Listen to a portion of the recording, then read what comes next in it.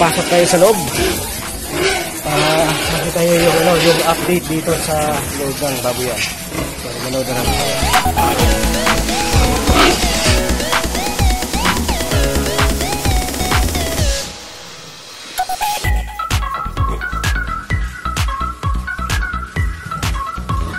11 heads. So, naka-grower 1 na. Itong area na to. Grower 1. So, 12 heads. Startix. So, naka-starter na tayo. So, pantay yung tayo nila at saka yung laki. Walang maliit. Dito pantay rin 11 heads. So, hindi pa tayo dun sa hindi pa tayo dun sa malalaki. So dito 4. So namayat kasi may ano klaseng sakit to. Ano kasi ito yung bilog-bilog na pulat, namumula-mula. Oh. Tingnan nyo guys, ito. Yung bilog-bilog po. Yung nagkapati lang yun dito. Dito, 2, 4, 6, 7. So, 7 heads. So, naka-grower 1. So, dalawang area yung grower 1 natin. Ito at saka yung area na yon. So, finisher. So, nandito po ay 2, 4, 6, 8, 9. So, nandito 9 heads na lang. So, check natin yung kung ano na ba yung pangatawan. Oy, matigas. Matigas na po. So last Sunday nag-harvest kami dito, isa lang. So ipapakita ko sa sa description po yung yung timbang na unang harvest natin dito. So 99 kilos yung inabot po. So hindi yan buhay karne na yan. So timbang ng karne. So 99 kilos yung karne. So ito nasa to. Kung magtatanong kayo ng ilang buwan na ito, 3 buwan. So nag siya 4. So, 3 buwan at saka 13 days. So, tigas. Oh, tigas.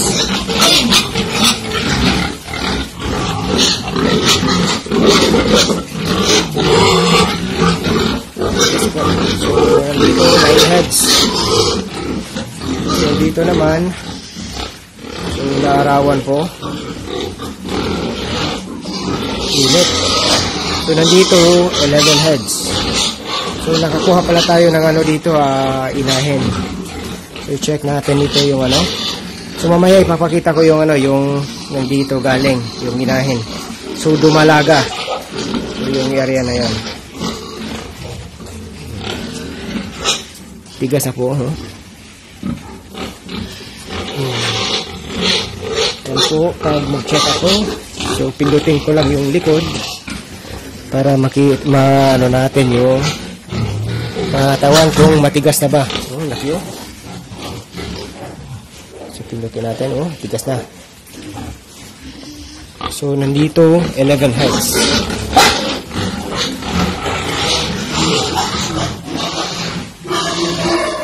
So, yung dalawa yung kinuha ko, dumalaga. So, ito. So, yung didi niya, so, yung yung ilipat namin dito, yung dumalaga, yung, ang ingay, So, yung ano ko, yung pinili kong dumalaga, kasi bata pa, yung biik pa lang. So, tinignan ko na lang yung ano, tapos nilagyan namin ng sign na ito yung magiging ano, bagong inahin. Kasi meron, dito sa mga inahin namin, medyo may mga matatanda na.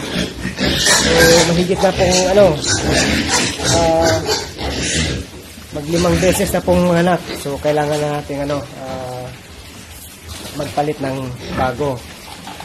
So, hindi tayo lampas ng 6 kasi kalimitan po sa mga biik po pag nanganak na sila. So, ang mga biik ay maliliit. So, kaya pili na ako ng 2. So, ito po. So, 16 yung dede niya. Yung napili ko. So, may isa pa doon. So, kailangan itatlo ko para maparami yung yung mga inahin natin dito. So, ito po yan sila. Oh. Tingnan nyo guys.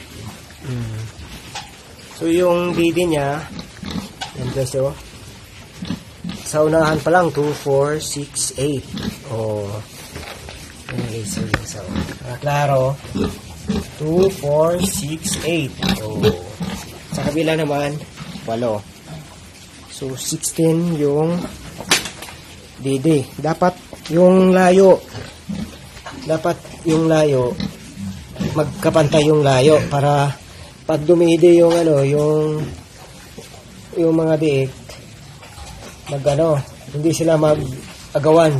Dapat magkapantay hanggang sa sa likod, o dapat pantay. Tingnan nyo guys, pantay-pantay yung dede. Ganyan. Tingnan nyo pag humiga yan. 2, 4, 6, 8. Pantay. Ganyan dapat ang pagpili ng inahin. Ito ang dumi kasi. So, ito rin 16 yung yung dede niya. So, kailangan talaga guys pag pumili ng ng magiging inahin, dapat yung maganda yung resulta, yung klase, tapos kasi yung pinili ko dito, nag-mix ng ng Dorox. So, large white to, large white, tapos nag-mix ng ng Dorox. So, minsan may halong yung pit rain. So, kalimitan po dito. Tingnan nyo guys. Alam niyo may pabilog-bilog ng itim. Ayan. May halong yan. May halong pit rain. So, yan po ang klase. So, mostly po yung mga alaga namin dito, Dorox talaga. So, tingnan nyo, mga liliit ang mga tainga guys. Tapos yung bandang likod, nabibiyak na. Parang nag-gym. Biik pa lang. Parang nag-gym na. Yun, nag-muscle yung mga legs. Tapos yung yun sa bandang taas, sa ulo banda, laki ng mga muscle. So, yan po ang magandang resulta. So, yan po. Nakita mo yung sign guys, nasa tainga. Yan po ang napili namin inahin. So dito naman, parang nakakuha ko dito isang babae dito kasi maganda rin to Ang kaibahan lang dito, parang siya, pabilog lang siya, tapos walang karte-arte sa katawan. Hindi gaya dito na nagmamasid talaga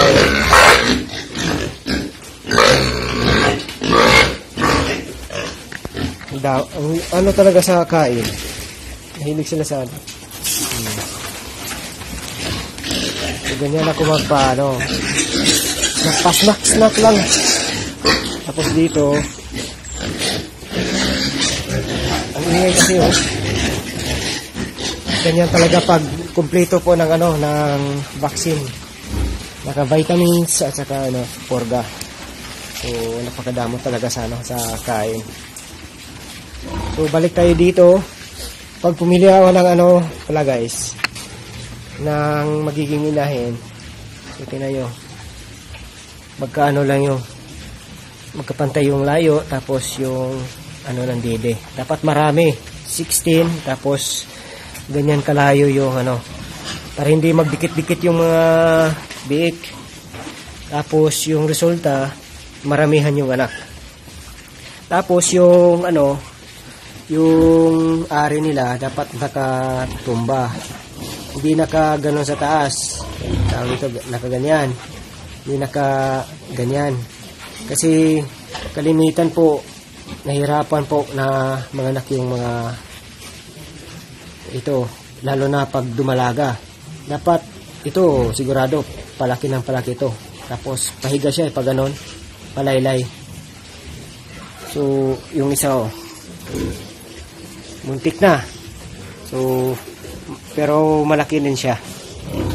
Yan guys malaki naman siya. Di gaya dito po na tumba talaga yung yung ari.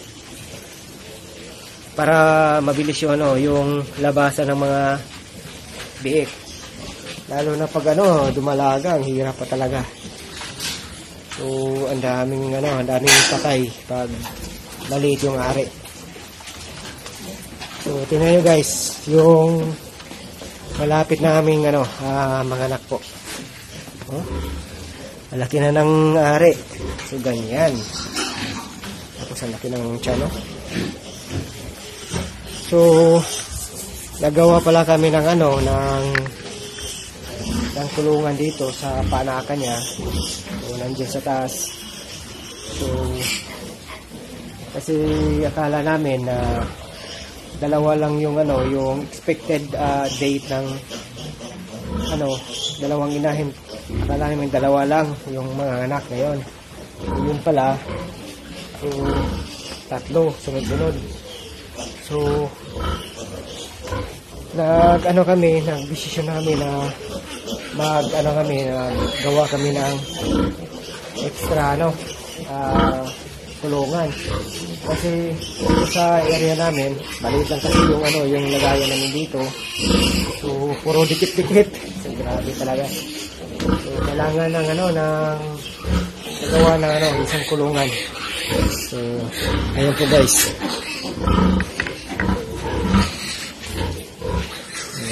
Nagawa kami ng isang panakan. So, natapos namin kanina. So, medyo basa pa yung semento. So, ganyan lang muna kasi wala pang budget. So, pag may extra tayo, so, magawa tayo ng panibago. Yung talaga. Yan lang talaga ang na-afford namin. So, dito namin ilagay yung yung mga anak. So, malapit na siyang ang expected date na talaga niya ay ngayong parating na ano ba ngayon? So, 14. So, 19. So, insakto yan matuyo na yung semento.